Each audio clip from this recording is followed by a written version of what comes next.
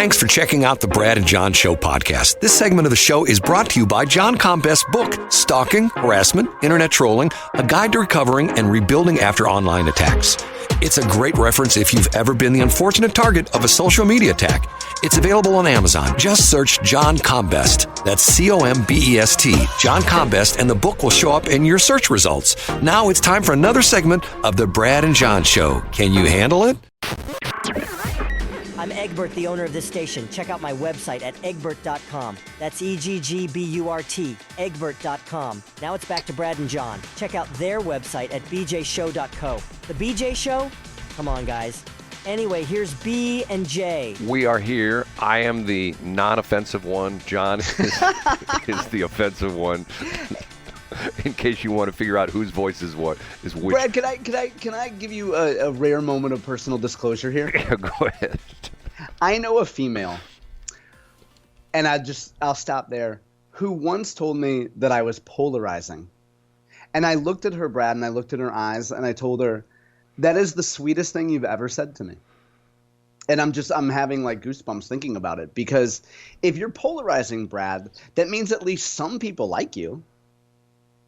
My very first boss in the radio business had a saying.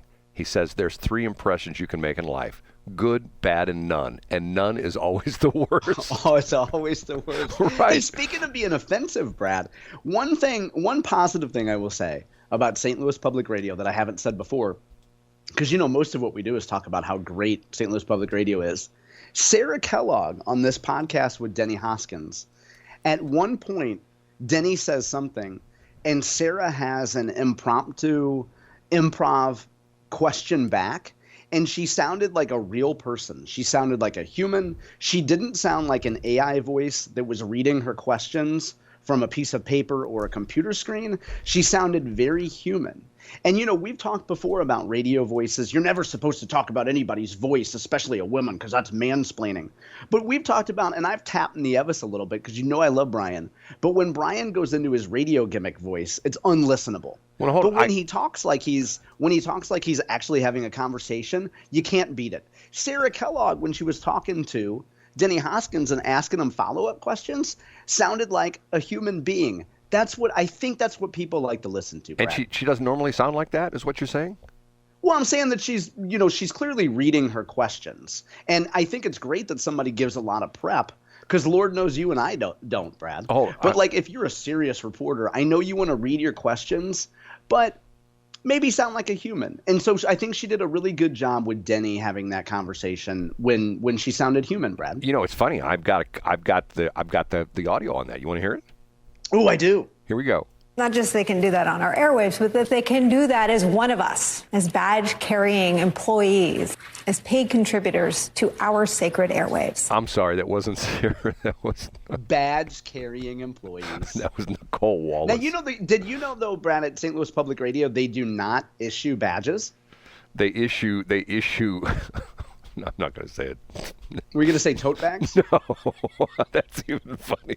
They issue tote bags. Well, but what they do is at the security desk, if you're a woman, they have you pull up your pants. And if you haven't shaved in 2 days or you're wearing comfortable shoes, you just walk right in. If you're wearing heels, Brad, and you look like you might have put a little lipstick on, they're going to say, excuse me, can I help you? That is John Combest, spelled C-O-M-B-E-S-T. And if you have potato chip crumbs on your FUPA, Brad, they let you right in. What is a FUPA, or dare I ask? It's the fat upper Oh, my God. region area, Brad. Like if you look at a woman in profile that let herself go 15 years ago, you know how it kind of hangs over her pooch? And men have FUPAs, too. John, I'm gonna take the woman's side for a minute. You don't think men have that, too? Come on. What was my last sentence, Brad? My last sentence was, look at a guy that's wearing his New Balance shoes that probably hasn't showered since Wednesday. Right. And what does he look like, Brad? You think when he goes to the urinal, he can look down and see where he's aiming? No, he's got a FUPA. And by the way, there's plenty of people at St. Louis. Jason Rosenbaum doesn't have a FUPA. He's a Sarah Fenske doesn't have a FUPA. There's plenty of people without FUPAs, Brad. Well, why did you get us on this topic, Brad? Why did you take us here? I didn't. You did. Hold it first. And now people are going to be Googling FUPA from their work phone, and then they're going to get a note from HR, and they're going to ask why they're on the Reddit FUPA page. It's going to be a whole thing, Brad. I take notes as I go along here because I put the show together. Then John cleans up my notes. My note is this segment of the show. John goes off the tracks. Thank you, Brad. Thank you, Brad. Okay. What now? Remind me. What had you planned on talking about until I interrupted with FUPA talk? It's a fat up a bleep bleep area. There's a song that's called the FUPA song, Brad. I think I'm totally gone now. Hold it. You mentioned Sarah Fenske. She's not there anymore, right? Yeah, she fills in on occasion. She does they have the gimmick where they get a bunch of liberal attorneys together to complain about corporations and whatever. It's called the Legal Roundtable, and she hosts that once in a while. I think Sarah Fenske's great. Don't you love Sarah Fenske? I told you, I think she's fantastic. She's so good. On one day on Riverfront Times, I saw her email on there, and I emailed her, and I go, hey, I really miss you on 90.7, and she replied back right away, like, hey, thanks a lot. It was just too much for me, and I'm glad to be back at the Riverfront. Isn't she like the head person there, something like the editor? Yeah, she is. She's had varying roles of responsibility there. And then she was out in L.A. for a while, and she was in Phoenix for a while. She's great, and obviously she's liberal, but I don't know. I just think she's more entertaining, and I'm biased because I happen to think she's a good person. But whatever. I have to do this because the first part of this segment, if people are listening on the podcast or on YouTube as we put this up after the show's over, I have to run this. I don't even know where to start from all of the things that have been said that are just wrong. Okay. Mary Elizabeth would definitely throw several flags at me right now, Brad. Yes, I know. She would definitely be giving me as would 98% of the female population as well. I'm going like, okay. So this is such a screwed up break. Segment B. Okay, I guess I should tell the Larry Mondello story, okay? Yes, I love it. And tell us how we got into this conversation yesterday. I have no idea. How do we get into it? Because we were talking about the fact that I said that if you're a guy, you should have conversations with nines and tens and not just sixes, because men choose, and this is where you picked it up, Brad, because men are so fearful of rejection that they are going to talk to they're so terrified of being rejected that they're going to talk to a woman that they may not even be very attracted to, instead of talking to women they're really attracted to, because the idea of a woman being like, yeah, listen, I'm not really interested, it would crush most men, Brad. And then you picked it up with Larry Mondello. Okay, here's the Larry Mondello story. Way back when, I worked at the original KSLQ, and our new boss, we had lots of new bosses, our new program director was this guy by the name of Kevin Matheny, who ultimately became infamous, as when he left KSLQ, he went to WNBC in New York, and he became Howard Stern's boss. And WNBC? Yeah, WNBC. No, it was WNBC, because they were up against... Oh, that's right. I would have said it wrong. Yeah, they were against... See, he would have bat He would have had me. Yeah, he would have had you, because they were up against WABC, which was their big competitor. So you had to emphasize the N. I get it. Go ahead, Brad. And Howard Stern hated that. He hated to say, because at the time he was working afternoons at WNBC, and he hated saying WNBC because you had to punch the N. Okay, so Kevin Matheny was his boss, and they named him Pig Vomit. To this day, he still refers to Pig Vomit, and unfortunately, Pig Vomit died, I think, 6 or 7 years ago, literally, and to the point where he died, had a heart attack at work, literally sitting at his desk, and it's a crazy, sad story, but Pig Vomit, let's call him Kevin Matheny, hired this guy. When he came in, he fired the entire staff except for me. I was the only one that stayed. And he hired this dumpy-looking guy whose real name was Robert W. Hauser, Hauser. And most of the people in the radio business, you get to a certain point in the radio business, especially in a top market like we are, most of the people that get jobs in this market have a pretty decent resume behind them. The radio business, at least it used to be, is like baseball. If you're an up-and-coming radio person, you're playing like in Poughkeepsie, New York, and then the next stop you're in like rookie ball, and then you may move up to A ball, and then B ball, or double A, and then triple A, and then if you're really good, you make it to the majors. You're in the top 20 market, which at the time St. Louis was, okay? This guy had a very thin resume, and he sucked on the air, and he wasn't very good. I mean, he was just bad, and we're all going like, okay. Later we found out that the reason that Kevin hired Robert W. Hauser, a.k.a. Larry Mondello, was that he was Kevin's drug dealer. That's how Kevin. That helps. That's right? very helpful. That's how Kevin got his cocaine. Let's be honest, okay? Kevin did a lot of cocaine, okay? Yeah. So Larry Mondello was this, and if you remember seeing the Leave It to Beaver show, Larry Mondello was Beaver's friend who was not the sharpest tool in the drawer. He was not very good looking. He was always like, well, Beaver. He was sort of like a Debbie Downer kind of dude, okay? And Larry Mondello, that's how he took the name, because he sounded like Larry Mondello from the TV show, and he looked like Larry Mondello. Now, here's the bizarre thing. As I remember, Larry was probably about 5'8", 5'9". Wasn't short, but wasn't tall. Sort of, I guess, in man, 5'9" would make him like average height, 5'9", 5'10", something like that. Okay, big old beer gut. Didn't, he wasn't very well spoken. But the amazing thing was that when we had events, station events, and if we had parties and things like that, he would show up with these unbelievable, gorgeous women. I mean, every time he showed up at a party, he had like a 9.5 was the not so good looking one. He had every man's 10 with him. And we were like, what in the hell is this? Who would be seen, what good looking girl would be seen with that frog? Yeah, a girl that liked cocaine, but go ahead. Well, I don't know, maybe, who knows. Okay, so one night, myself and Larry Mondello and our engineer, Jeff Andrew, who was one of my best friends at the station, and Jeff Andrew, let me paint the picture. Hold on, I got to clear my voice here. Jeff Andrew was a very tall, good-looking guy. He was Jewish, but he looked more like, remember Omar Sharif? You know who Omar Sharif was? I know the name, but I can't picture him, no. Omar Sharif was the guy who was in Funny Girl it was like when Barbra Streisand made her big ascent to fame. Okay. He was this gorgeous looking guy, and he was like from Lebanon or something like that. He had that Mediterranean look to him. Okay, this is Jeff Andrew. Jeff Andrew was 6'4", dark, black hair, good looking guy, but he had the worst luck with women. I mean, he couldn't get a... It wasn't luck, it was skill, but he had the worst skill with women. Whatever. He couldn't get a date, and his love life was pretty bad. So one night, the three of us, I think we did a grand opening or something, and so it got done early. So we said, hey, let's go get something to eat.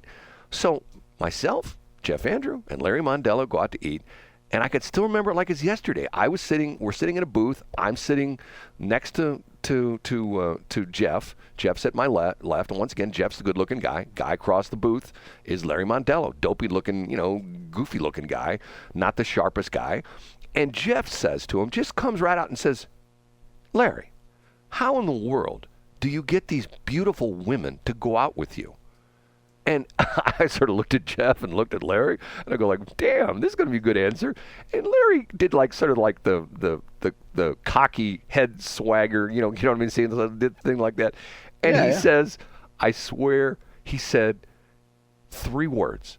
It's a numbers game. And Jeff and I sort of looked at each other and say, it's a numbers game? I mean, literally, we looked at each other and said that like almost in unison. And Larry explains. He says, here's what I do. He says, if I go to a party, if I go to a bar, any place where there's a lot of women, he says, I'll walk the entire room. I'll look at every single woman in that room, and I'll check out her hand, see if she's got a wedding ring on. Obviously, if she's got a wedding ring on, it's off limits. But then the ones that look like they're available, I rate them 1, 2, and 3. The most beautiful woman in the world is in the room is number 1. Second most beautiful woman is number 2. The third most beautiful woman is number 3. And he says, I immediately go right after number 1.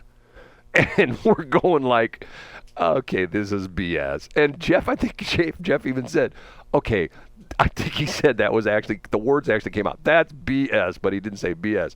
And Larry says, and it's interesting because you've said this before, that's how it caught my attention. He says, you guys don't understand. You probably wouldn't go to the most gorgeous girl in the room and talk to her because you're afraid she would look at you and go, leave me alone, and walk away and embarrass the crap out of you. He says, it doesn't bother me. He says, if the most beautiful woman in that room looks at me and goes like, oh, you're a frog, I'm not talking to you. And what he said, and then he goes on to say, 9 times out of 10, the woman was very nice to him, and as he got to know her, she would admit that most of the guys would not approach her because they were so afraid they were going to get turned down by her, right? And the idea being is that Larry had enough chutzpah or guts or whatever you want to call it to go talk to her, and Larry hit it off with him just because of the fact he went and talked with him. So the crazy thing about that is, let's take dating aside. Think about our lives. Think about our lives. If you're in sales, if you see, if you're selling whatever you're selling, if you're selling, vacuum cleaners, and somebody new comes to town and a new store and they need, industrial vacuum cleaners, you're probably going like, wow, boy, that's the big company. They're probably getting called on by 4 or 5 other vacuum cleaner salespeople. Oh, I don't have a chance with them because that's probably a multi-million-dollar deal if I get that deal.